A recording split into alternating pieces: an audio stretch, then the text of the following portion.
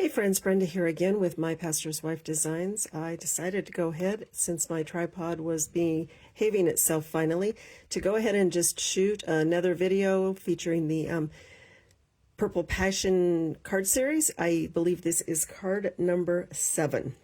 And let's go ahead and just get this made, and I will get all of these posted through the week onto YouTube so that you can have them. And then again, if you want the written tutorials, if you'll just place an order with me featuring some of these products, that would be super fantastic.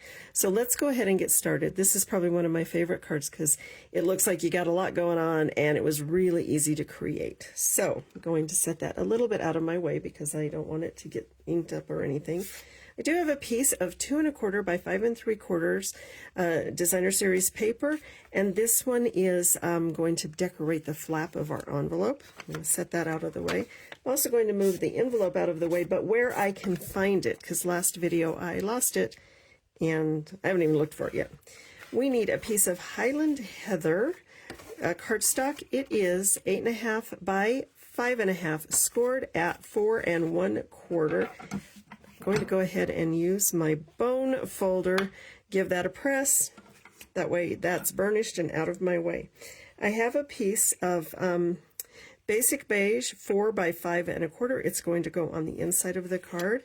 I have another piece of Basic Beige, and it is, I've got to check my measurements really quick, 3 3/4 by 5 1/2. That's for our card front. I have a piece of Designer Series paper that is 3 1/4 by 5 1/2, and I have another piece of Designer Series paper, and it is 2 3/4 by 5 1/2. And then I have another piece of Basic Beige, and it is going to be, you guessed it, 5 1/2 and 1 inch by 5 1/2. So that is all of our pieces. These I'm going to put out of the way because I'm not stamping on them. I had to think about that for a minute. So the colors I'm using today are Gorgeous Grape, or I should say for this card. I bet I use a lot of colors today. I've got a lot of cards to make. And then again, Pretty Peacock, because that was all kind of a theme in this whole series. And then I'm going to be using, from the Blooming Phrases, I'm going to be using this little image, this little leaf, and Celebrate. I do want to give you a quick little tip. If you're going to use little tiny stamps, either get them mounted immediately on your blocks or put them in a small container near your work area. I always like little sous chef chef bowls. Those are really handy. But just anything so you don't lose that, because I have spent many hours looking for that one lost stamp, and that is so frustrating. So the first thing I want to do is pull out the, we need to know our placement for that. I'm going to get the Pretty Peacock and the word Celebrate and ink that up. And just tap it in your ink pad. If you press really hard, you're going to get ink everywhere that you didn't want it. And then I will actually come off the end of the tag. Give it a press. Let the paper pull the ink off of the stamp. That always, in my opinion, works really well. I'm going to set this over here for just a minute because we need it again. Let's get our Gorgeous Grape and our flower stamp, and go ahead, let's make sure it's stamping nicely. It is. And randomly stamp your tag that is going across here. I'm not great at random. I always end up with a pattern. And I've tried the tricks. They say if you start in the middle and work out. I think on big sheets of paper that probably does work. But for me, right now, that worked actually way better than I anticipated. Then we're going to also just stamp some floral images down here in the corner. I have not put a sentiment in these, and the reason I didn't is sometimes I think it's very helpful for us to be able to wait on our inside sentiment depending on what we need the card for, especially when we use a sentiment as generic as Celebrate. Okay, I'm bringing the pecan, I was going to say pecan, what is it called? The Pretty Peacock in, and my little leaf, and I just want to add my leaf a few places. If I don't comment, just know that I will comment later on the post. I don't want to take up everybody's time trying to answer a bunch of comments, and for some reason they don't really show up really well for me on my phone screen, and then I get sidetracked, and I don't want that to happen today. And oh gosh, why not? Let's just go ahead and put another one there, and I think that's plenty. And then I want to do the same on the inside. And you notice, I don't know if you noticed, I'm going to tell you, I twist the leaf image a little bit when I stamp, and I did that as well with the floral image, just so everything has a more random look than exact. All right, that's done. That is our stamping, friends. That is how fast this card comes together. So, first thing I want to do is mount this here, and be mindful when your card goes landscape instead of portrait that where your flowers are. I said in the corner, but is what I didn't mention is it is going to go in here, and you want to make sure it's in the right spot, or your preferred spot. I guess it really doesn't matter, whatever corner you like the best. All right, I'm going to go ahead. Let's give that another burnish because we added a layer. And then I want to take this piece of Basic Beige, and you can do it one of two ways. You can just tear it if you'd like, but I like to use a water pen or an aqua paint or whatever you have that has some water in it. And I like to run it down the edge. Now, I know some people have like special rulers that they can actually help do a nice torn edge.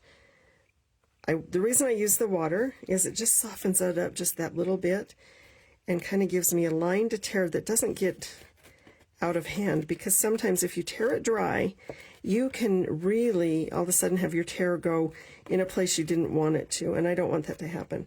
And I kind of like the little curled edge that the water gives it, and it dries probably as you're doing it, but it does give us a nice tear line. And I'm just going to tear the bottom edge. You could tear both edges, but that's, well, it's not what I wanted to do for this card. All right, now I want, and you can tell you have two sides, one that lays a little, kind of curves in, or one up. I want the upside. I always want the upside. I want the upside of everything. All right, I'm going to give this a little bit of multi-purpose glue, especially catching my edges, and flip that around, and I want to put it kind of right in the center of the card, allowing enough edge from the top and the bottom. And because I use the adhesive, the multi-purpose, it gives me just a little bit of wiggle room. I can move it and not have to worry about it sticking down and not being able to get it back up. And then we're going to not tear the Designer Series paper. Feel free to use whichever side you want. My original card, I used the kind of, I want to say plaid, or I guess we're going to go with plaid. That seems fair enough. But if you wanted to, you could also use the floral. And, well, yeah, the floral. That's this is my flap for my envelope. And this will just kind of center in here. I just told you wrong too. I used the purple. So disregard what I just said. We want this layer to be up, and I want it to be purple. I don't want the floral. And I'll tell you why. I think it might, well, there's no way, it covers all the flowers. That's why I decided to go with that. I'm like, why did I go? I always have a hard time because these flowers are this paper is all just so pretty, and you almost hate to cover any of it, but it's okay. We got plenty. All right, again, just want to make sure everything is lined up on the sides, straight, and give that a nice press. And this one I want to come back in, and this one is kind of boring. I will go ahead and use the plaid on this. Just going to see if that would be cute that way with the little butterfly. You know what? I'm going to use that butterfly to the best of its advantage. Oh, but before, am I going to use the butterfly? I said that, but if I tear it, all right, so I'm going to show you a little trick and you can make your decision. I did tear the edge of this one because I use that side of the paper, but I think this is a different card. Again, I don't have to have them all be the same. I'm just going to go ahead and not tear this layer because I want to make the most of that butterfly and not tear it off.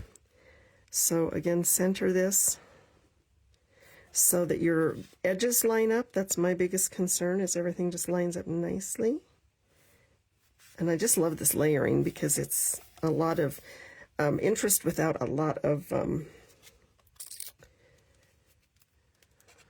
stamping or anything else. All right, I'm going to go ahead and put some multi-purpose glue on this sentiment strip. And I want to center this one up just a little bit higher, just because I like it a little bit up in the upper 1/3, or what do they call it, the headline part. All right, so we've got that. And then you can add, oh, I just tried to put my glue lid on my water pen. That's not going to happen. Then you could add ribbon or sentiment or embellishments, whatever you want. I am going to go ahead and go with some embellishments. I have got my, whatever those purple ones are called. I took their package away and I forget, purple shimmer gems or something like that. And there's a lot of things I could do, but I think what would be fun is to take some of the little ones, and I think I'm going to go ahead and use the more raspberry or berry burst color on this one, and I want to stick them down in the center of my flowers. I think I could get a hold of that, wouldn't you? And there you go. I'm just going to leave those right there. I think that works really well. And there you have that card. And then, of course, and I know I've shown this every time in the series, but if this is the only one you ever watch in the entire series, then you're going to need this information. I'm going to take my adhesive, and I really I want to make sure that I get this flap, that I get my edges more than anything. And not thick. You want it thin so it's smooth. And then you just need to decide which side of the paper you want to use for your envelope flap. I'm going to use the purple. Again, I want to slide this just right up to, but not covering, my score crease line. It does make it a lot harder to fold the envelope if you've gone over that line. And then, of course, I want to come back in and trim this up. This just dresses the envelope up. I think it's pretty. It definitely says, hey, I took the time to do this a little more handmade. I know people are probably going to throw the envelope away. I would, but it still makes them feel special, and it feels like you took time to make them feel special. So let's go ahead and get the trim pieces out and give it a press. And there you have our card. And then here is the original. So you can see that you have options, just how you flip your paper, utilize, like I wanted to utilize that butterfly, things like that. And then again, that trick on tearing your paper using a water painter, get that edge wet. If you don't have a water painter, just use a paintbrush. This is just super handy. And I just did the same thing with lids again. Oh my goodness. Again, I am Brenda at My Pastor's Wife Designs, and I just want to thank you so much for giving me your time, and I will see you back here soon with card number 8, and we will be finished with the Purple Passion card series. Thank you so much for honoring me with your time. I am Brenda.